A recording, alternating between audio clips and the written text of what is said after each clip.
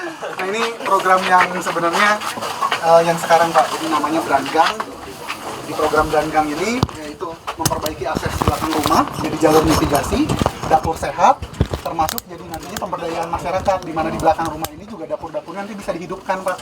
Memang goalsnya adalah kita mau bikin wisata Brandgang, di mana setiap orang bisa berkunjung dalam momen tertentu dan dapur-dapur warga akan dibuka hingga akhirnya mereka akan mencicipi. Jadi etalase. Iya, nah di sininya kita gunakan sebagai galeri seni. Jadi pameran foto, pameran ilustrasi itu di belakang rumah Pak. Udah berapa kilometer nih? Kalau titik Brandgang itu sudah 4 dari 11 Pak. Dan rata-rata ini yang kelima, ini yang kelima berarti sekarang.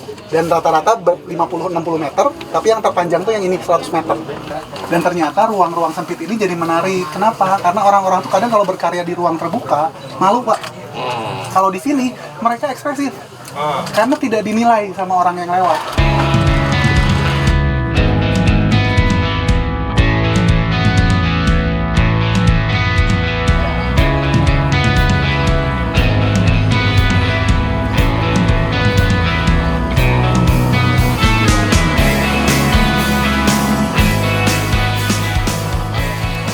Ini inisiatif yang bagus ya.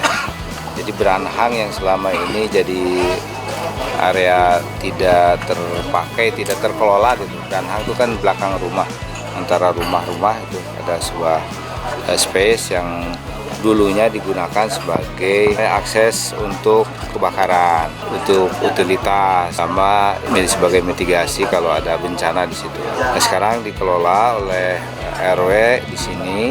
Ada komunitasnya namanya Karasa, di mana Brandgang ini dijadikan ruang publik, kemudian dijadikan tempat untuk ruang kreatif. Ini untuk membuat aktivasi Brandgang menjadi ruang publik itu perlu upaya bukan hanya teknis tapi sosial. Itu yang paling berat.